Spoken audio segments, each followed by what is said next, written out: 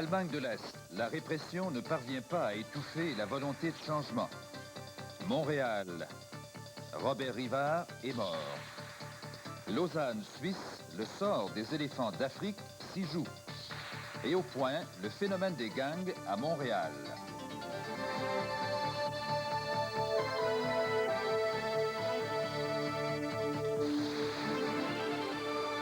Le téléjournal, avec Bernard de Rome.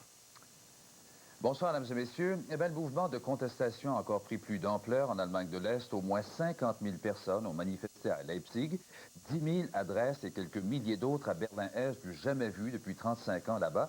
On ne rapporte pas d'incidents violents ce soir, mais hier soir, la manifestation de Berlin-Est a dégénéré en affrontement. Des policiers et des soldats armés de matraques sont intervenus en force pour disperser les manifestants venus réclamer des réformes démocratiques. Plusieurs manifestants ont été gravement battus, des dizaines d'autres ont été interpellés. Des incidents qui clôturaient une fin de semaine d'affrontements qui a donné lieu à des centaines d'arrestations. D'ailleurs, bon nombre de manifestants ont déjà été traduits devant les tribunaux et condamnés à des peines de prison. Malgré cela, la contestation continue à s'organiser autour de groupes politiques illégaux. L'Allemagne de l'Est n'a pas connu de manifestation de cette envergure depuis 1953. Des centaines de milliers d'Allemands de l'Est avaient alors participé à la contestation qui avait été écrasée par les troupes et les tanks soviétiques. Et puis il y a aussi des événements extraordinaires qui se déroulent en Hongrie. Aujourd'hui, le nouveau Parti socialiste a adopté un train de réforme démocratique, tout en élisant comme président Rejno Nyers, le leader sortant du Parti communiste qui s'est sabordé en fin de semaine. Le programme de réforme prévoit la restauration du multipartisme aboli il y a 40 ans et entérine le principe d'élections libres tout en favorisant la libre entreprise. Et puis sur le plan extérieur, le Parti socialiste se prononce pour une Hongrie indépendante qui conservera des liens privilégiés avec l'Union soviétique. Et puis justement, l'Union soviétique, la République d'Azerbaïdjan résiste à l'ordre de Moscou de lever le blocus alimentaire qui a été mis en place il y a 2 mois contre la région autonome du Nagorno-Karabakh. Le problème, c'est que et l'Arménie et l'Azerbaïdjan revendiquent toutes les deux la région autonome. Don Murray, pour l'instant, nous dit où en sont les choses. Le de l'Azerbaïdjan entoure Nagorno-Karabakh, dont la population est arménienne à 80%. Et le blocus azerbaïdjani prive la région de vivre depuis des mois. À Stepanakert, la capitale de la région, même le pain est rationné et les foules se bousculent pour obtenir ce qui est disponible. Seul un pont aérien qui apporte des provisions d'urgence telles le lait en poudre protège la région autonome de la privation totale. Un administrateur spécial, Arkady Volsky, a été envoyé par Moscou il y a 9 mois pour diriger le gouvernement local avec l'aide de l'armée. Or, lui et ses commandants admettent que leur tâche principale maintenant est d'éviter une guerre civile locale entre la majorité arménienne et la minorité azerbaïdjanaise. Les cicatrices de cette animosité sont évidentes partout. Dans un hôpital à Stepanakert se trouve un Ukrainien blessé par des balles tirées par des Azerbaïdjanis qui avaient cru qu'il était arménien.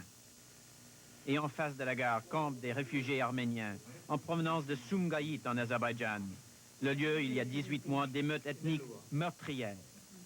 Ils attendent toujours dans des abris temporaires et ils attendent armés. Ce conflit est devenu une guerre d'usure et une guerre de religion. La semaine dernière, la cathédrale orthodoxe arménienne à Stepanakert a tenu son premier service religieux depuis 1917. C'était un acte de foi et un défi à l'Azerbaïdjan musulman qui semble prêt à étrangler Nagorno-Karabakh afin de prouver qu'il a le droit de le gouverner. Ici Don Murray à Moscou.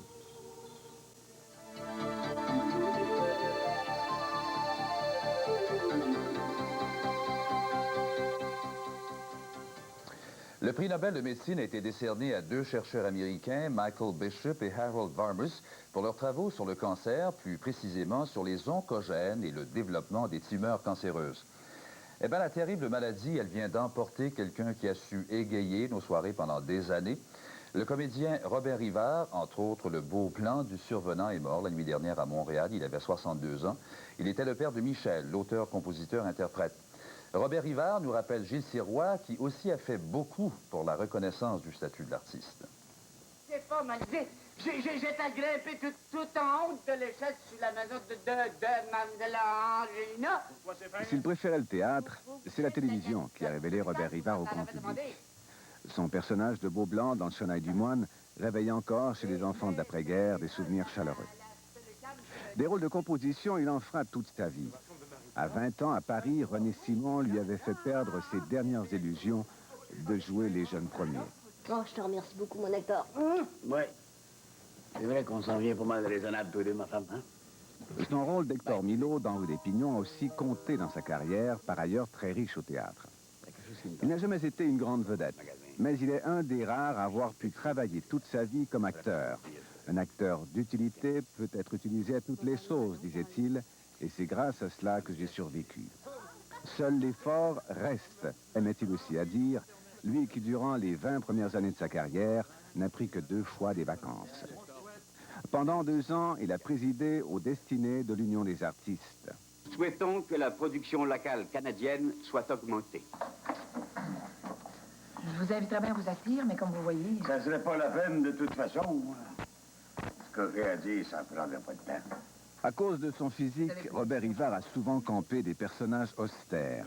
Il ne s'en plaignait pas. Comme j'avais promis de Si c'était à refaire, je referais exactement la même chose, disait-il. Il disait aussi, on ne vaut jamais plus que sa dernière production.